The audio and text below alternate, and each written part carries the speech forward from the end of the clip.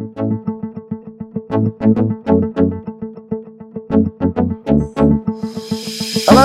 I'm retired Battalion Chief Larry Cockman from the Greensboro, North Carolina Fire Department History Book Committee. We're here today at the Greensboro Historical Museum. I'm standing in front of the General Green, the first steam pumper, or as they called it back then, the steamer. Today, December 9th, 2019, we are starting a new tradition of recording and preserving the heritage and culture of our retirees. Our retirees have contributed so much to the success of our great fire department.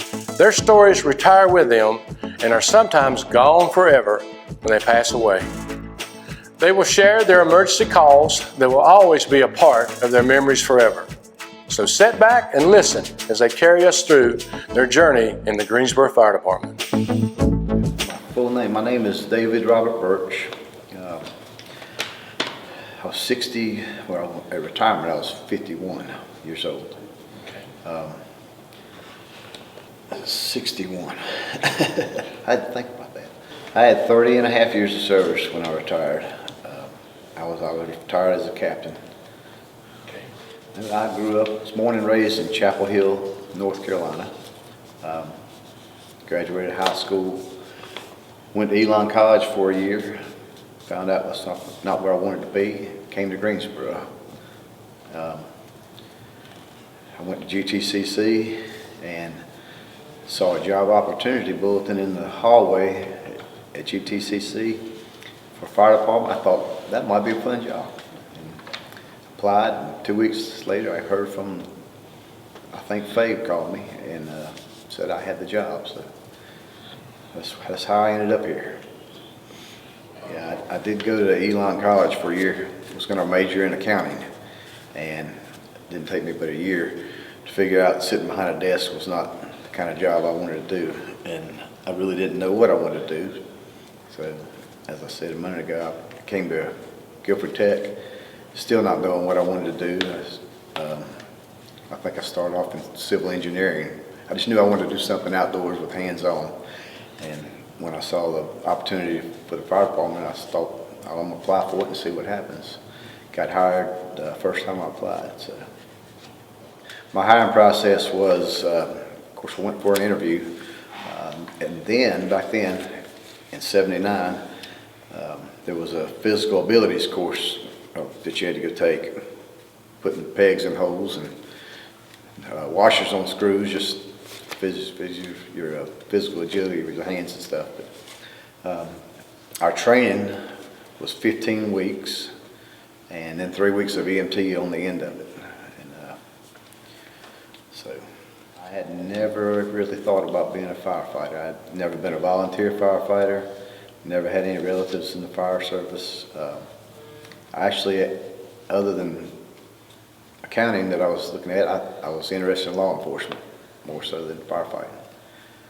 I do. My starting salary when I came on the fire department was $800 a month.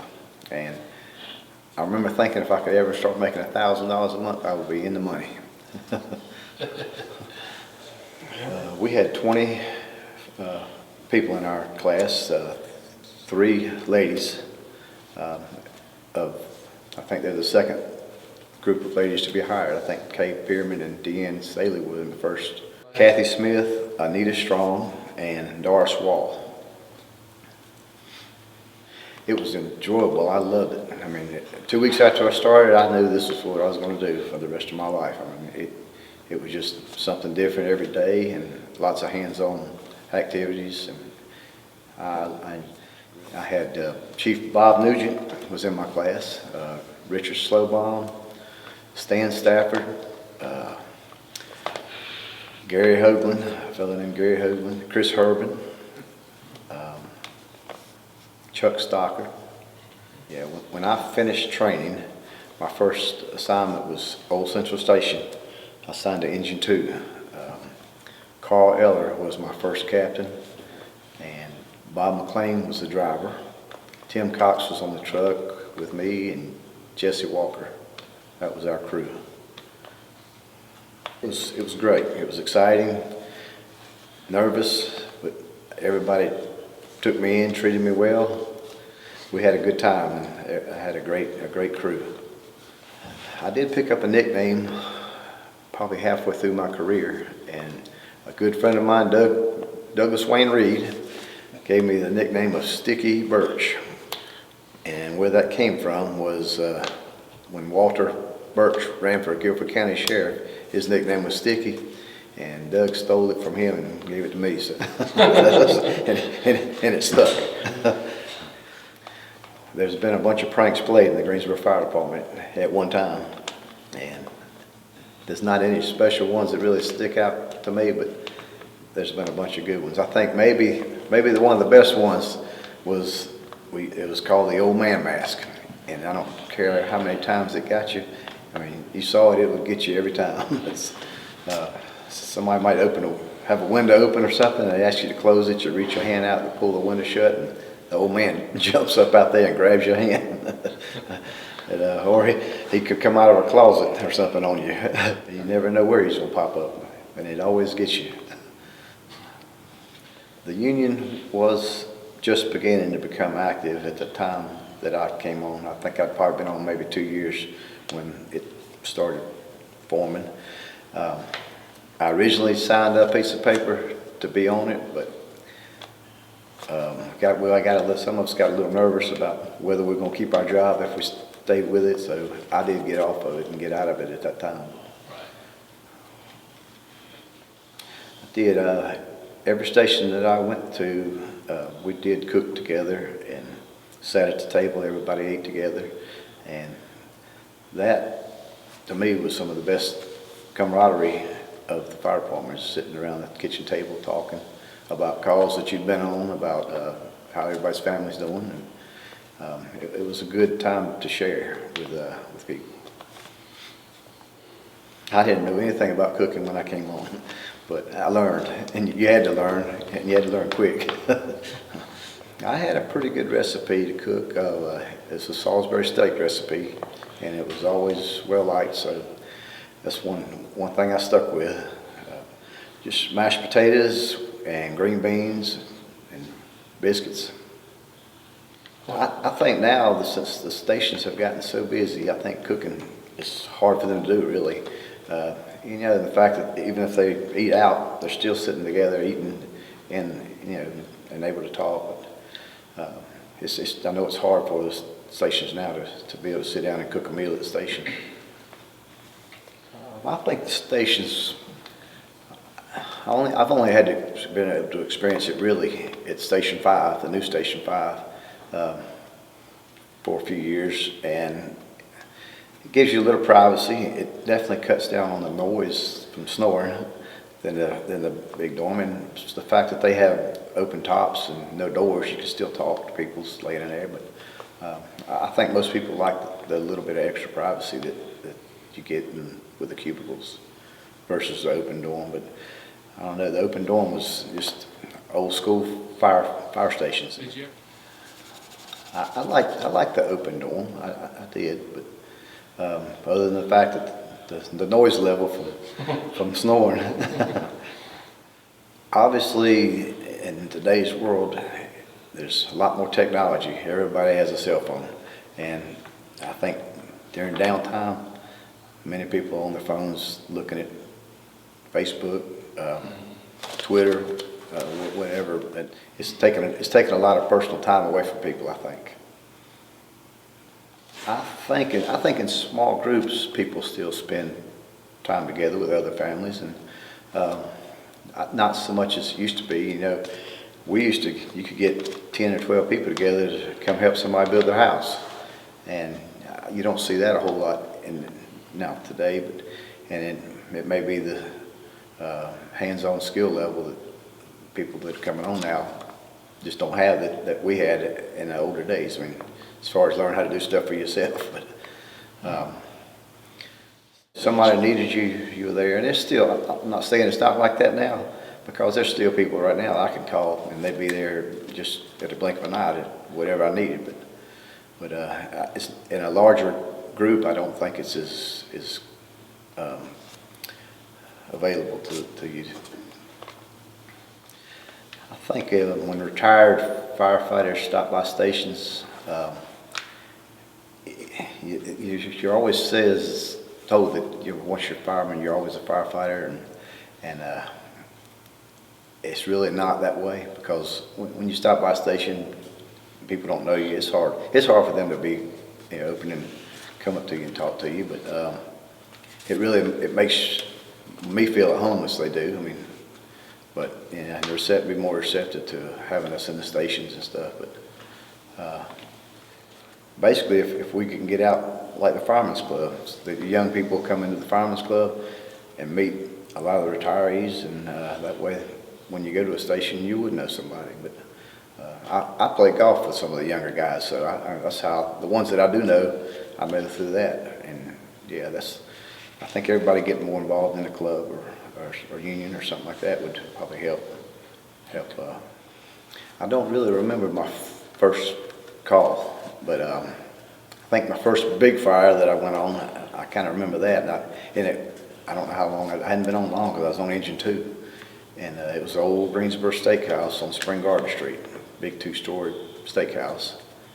And it burnt to the ground. It was a 2-alarm fire, but that one stands out in my mind as probably one of the first big fires that I had been on. Well, Carl Eller was the captain, and Bob McLean was the driver, and Tim Cox and Jesse Walker. And Jesse's kind of took me under his wing. He's that kind of person. He's one that just looks after people. And yeah, when I first came on, the squads were in place, and they're the ones that wrote the medical calls. So until I got on the squad, and I don't remember writing medical calls, but I was on squad 2 or squad 7, which was renamed to for about 7 years. Yeah, from 83 to 89, end of 89, so almost 7 years. I think the worst thing was children, anything that involved children, as far as a bad call. And I've seen young people, 15 years old, hang themselves. I mean, it's stuff like that. Yeah, that really touches home and hurts your heart, because personally, I sit there and think, how bad was this emotions, this person, to feel like that was their only out. That makes me just think. I mean, what were they going through to feel like that was their best option? And any call like that to me just sticks in my head.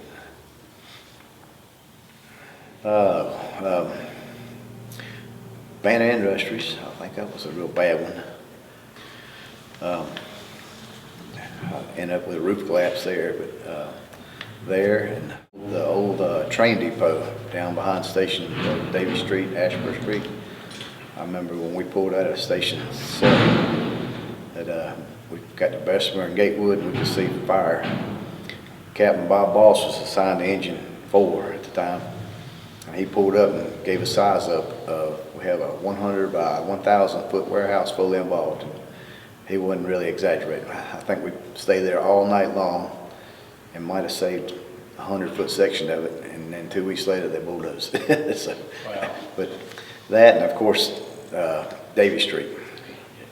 Everybody, that would be one that sticks in everyone's mind forever.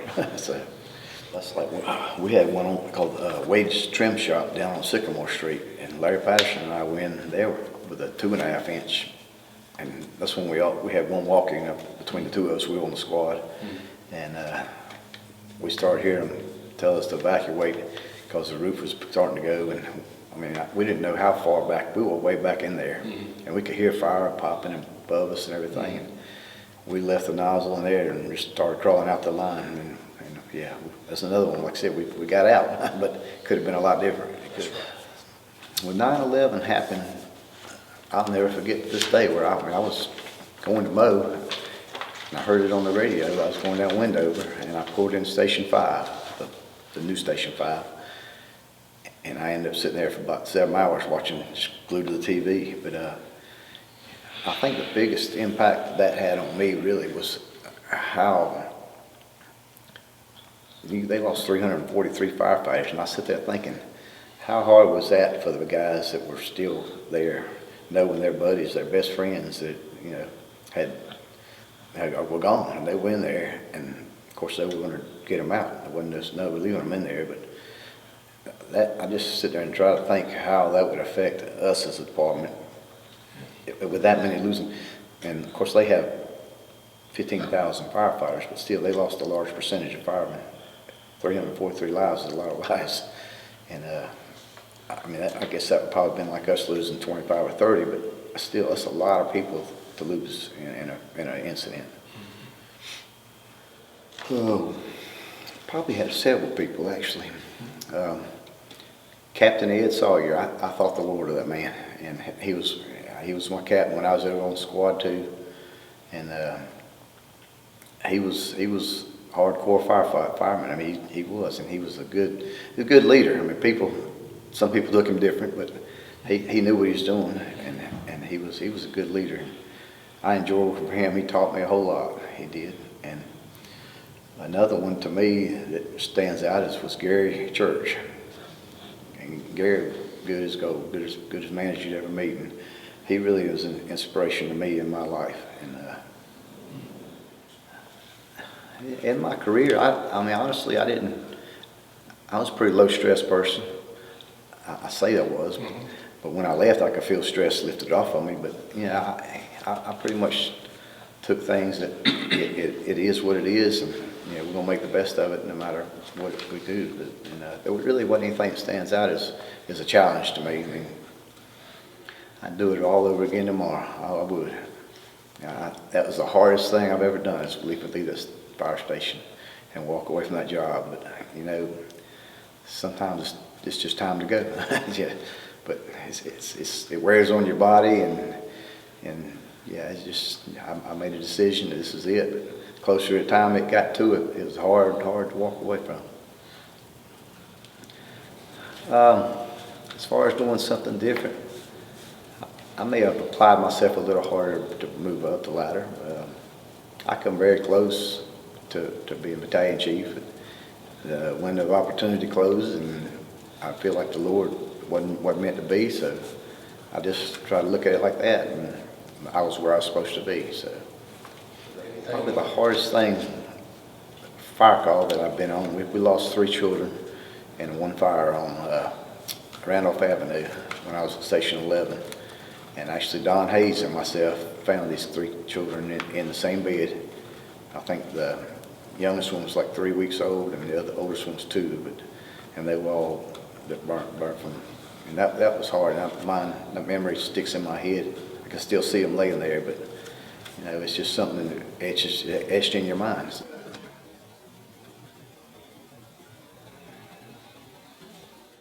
Proudest moment in the fire department. Proudest thing, I guess, when I got promoted to officer. I mean, why wouldn't it be? You know, and when I was at Station 5, we had a rescue. We rescued a man out of a silo down at the lumber company, and we won a national award for that. That was pretty big. I mean, whether the job was for me, yeah, no doubt. It's where I was supposed to be. Like I said, I would do it all over again right now. I mean, yeah, but as far as coping with death, you see so much of it in our line of work that I kind of turns your heart cold, really, because you see so much of it. It's just another day. So, but deep down inside, you know, you feel it and it hurts you, but you can't dwell on it. You move on, and you got another job to do. So, just grit it and bear it. I mean, that's all I can say. There's anything anybody can do. Right. Line of duty deaths is tough. Like I said, talking about back to new 9/11, 343 people they lost.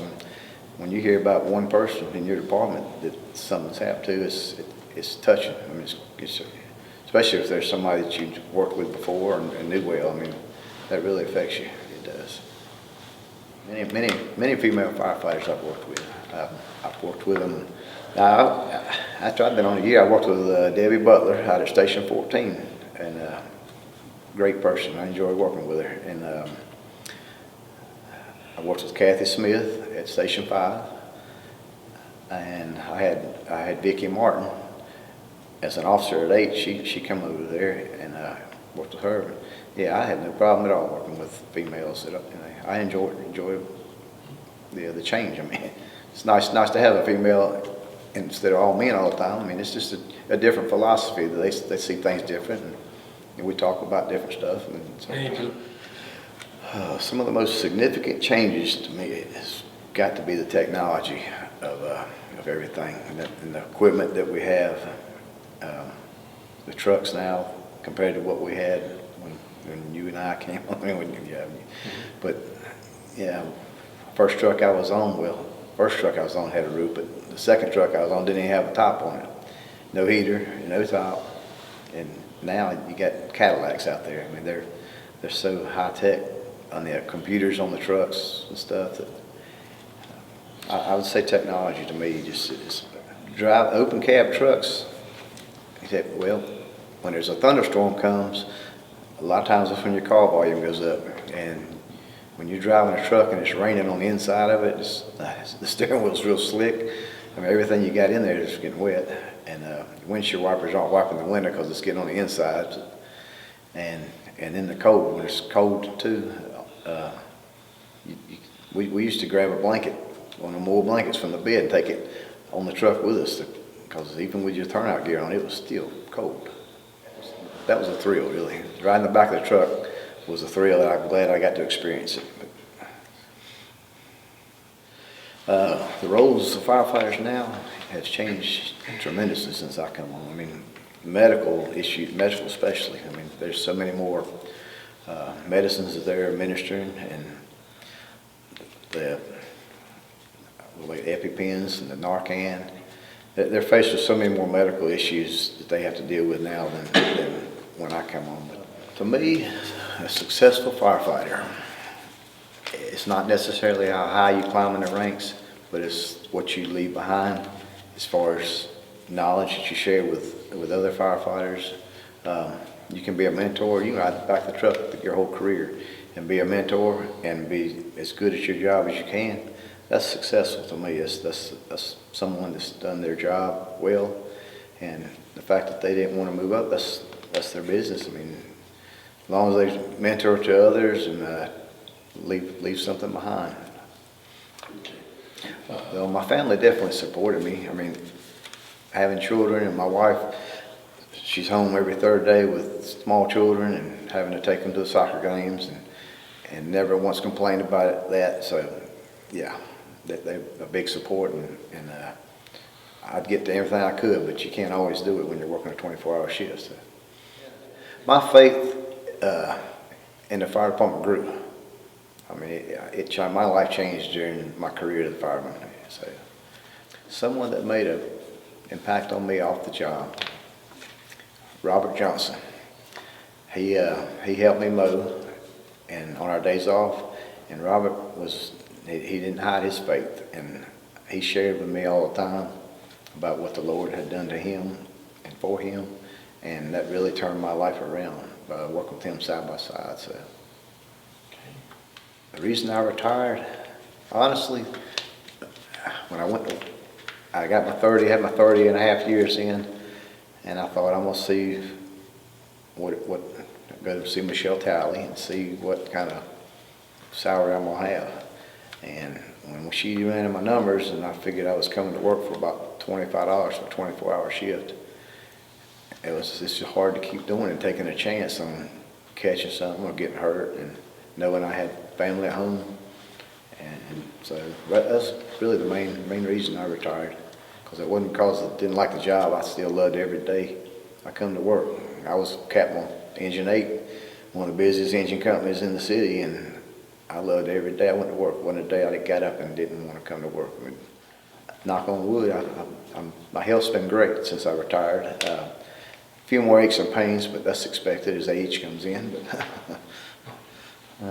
I think the interviews that you were doing is absolutely fantastic, because it gives each retiree a chance to speak on their career and what they did, the changes they've seen, and how it's affected their life, and the friends that they've met. I mean, I've got friends that are closer to me than my own brothers and sisters. So I mean, I think this letting everybody share their life as a firefighter has really been great. So,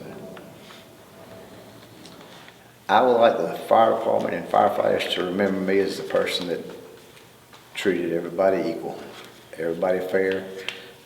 I didn't care what rank you were, if you was on the bottom of the totem pole or the top of the totem pole. I treated everybody with respect and just treat them like a person that should be treated. I mean, that's just my personality. That's who I was. That's good. I'd like my family to remember how dedicated I was to the job. My wife would tell you I probably didn't take 10 sick days in my career. So I had to be in bad shape not to come to work. So I was dedicated to the job, and I was dedicated to my family. So that's what I'd like to be remembered as. Now, my life off the job, on the job, but I think it's great. I mean, I'm not a millionaire, but I've got a great family. I got them some money. I mean, but yeah, I mean, life's good, and I wouldn't change anything really for nothing. I just the path that I took, and it's been a good one, and I've enjoyed every day of it. So. We hope you enjoyed watching these documentaries. It was our goal to share and preserve the memories of our retired Greensboro firefighters. It is our desire that these documentaries will inspire future generations to continue the brotherhood, sisterhood, and camaraderie while always striving for excellence in their careers. While fire apparatus, equipment, and technology have improved, several things will always remain the same. The courage and bravery it takes to mitigate natural and man-made disasters will always be a part of the job. Although our retirees are no longer a physical part of the GFD world, a giant piece of each retiree's memories have been shared with you today. These memories will be in their hearts and minds forever. A special thank you goes out to Captain Harold Haney for his many long hours of recording and editing. Thank you, Harold. A job well done.